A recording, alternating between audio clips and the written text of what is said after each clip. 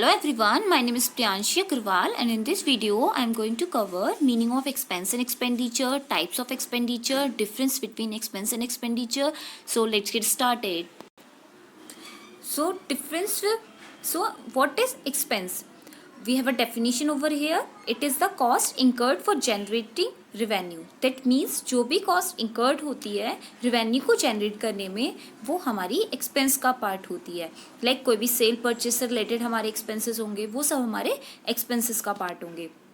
से अब now condition है, ये टाइप्स नहीं है एक्सपेंसेस के, it's a condition. Prepaid expenses and outstanding expenses. Prepaid expenses वो एक्सपेंसेस होते हैं जो इनकर्ड होने बाद में, लाइक नेक्स्ट अकाउंटिंग पीरियड में, बट वो हमने अभी पे कर दिए, तो वो हमारे होंगे prepaid expenses. And outstanding expenses वो एक्सपेंसेस होते हैं जो हो चुके हैं इनकर्ड, वो हमें अभी पे करने हैं बट वो हमने अभी तक पे नहीं किए हैं, वो हमारे आउटस्टैंडिंग एक्सपेंसेस होंगे.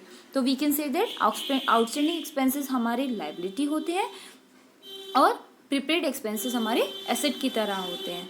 नाउ एक्सपेंडिचर क्या होता है? What is expenditure? Expenditure, it is the amount spent or liability incurred to get the goods, assets और services. जो भी amount incurred होती है किसी भी goods, assets और services को avail करने के लिए, वो हमारे expenditure का part होती है.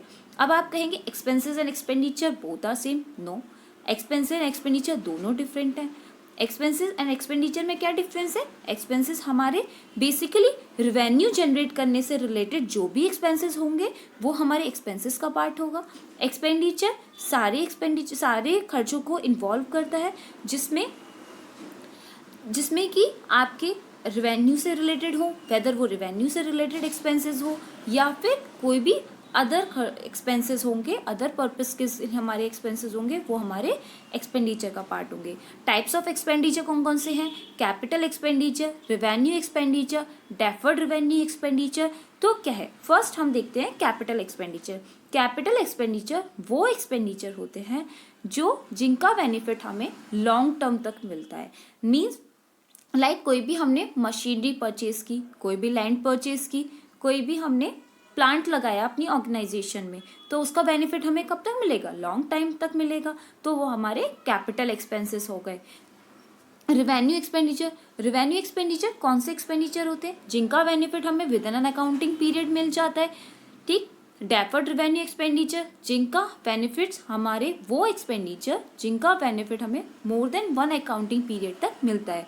लाइक हमारे एडवर्टाइजिंग एक्सपेंसेस, एडवर्टाइजमेंट एक्सपेंडिचर. तो वो कौन से एक्सपेंडिचर हैं? अब हमने एडवर्टाइजमेंट पे किया तो उससे हमें बेनिफिट 3-4 ईयर्स तक हो रहे हैं, but not more than that.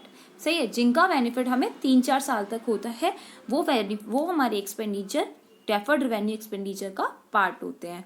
Now ये जो भी डेफर्ड रिवेन्यू एक्सपेंडिचर होते हैं, इन्हें हम बुक्स ऑफ अकाउंट्स में भी हमारे खर्चे एक बार के हैं, बट इन्हें हम जब तक हमें, जैसे सपोज 3-4 ईयर्स तक हमें बेनिफिट होगा, तो जितने भी नंबर ऑफ ईयर्स तक हमें उसका बेनिफिट होगा, उस अमाउंट को हम उस नंबर ऑफ ईयर्स से डिवाइड करके अपने बुक्स ऑफ अकाउंट्स में दिखाते हैं. Now the difference between expense and expenditure.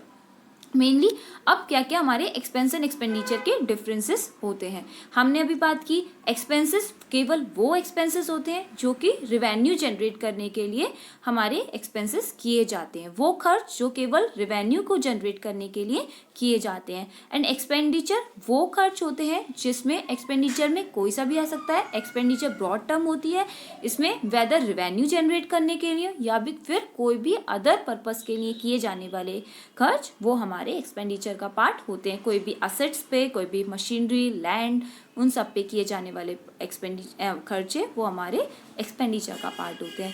Expenses हमारे शॉर्ट टर्म बेसिस होते हैं और हमारे एक्सपेंडिचर लॉन्ग टर्म बेसिस होते हैं.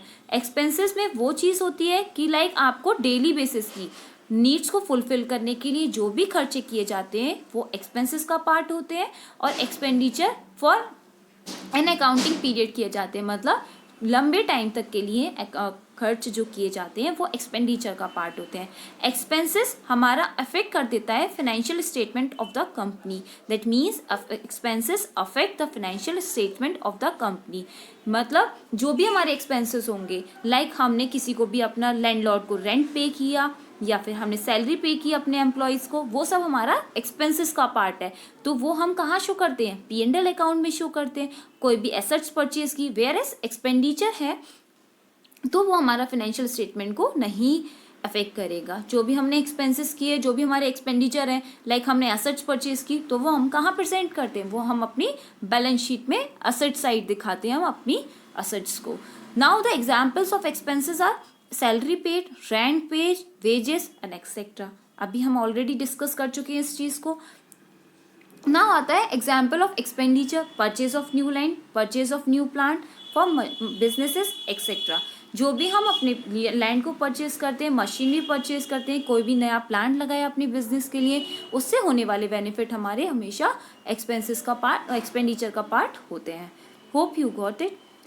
If you enjoyed this video and want to hear me again, make sure to hit that subscribe button before you go.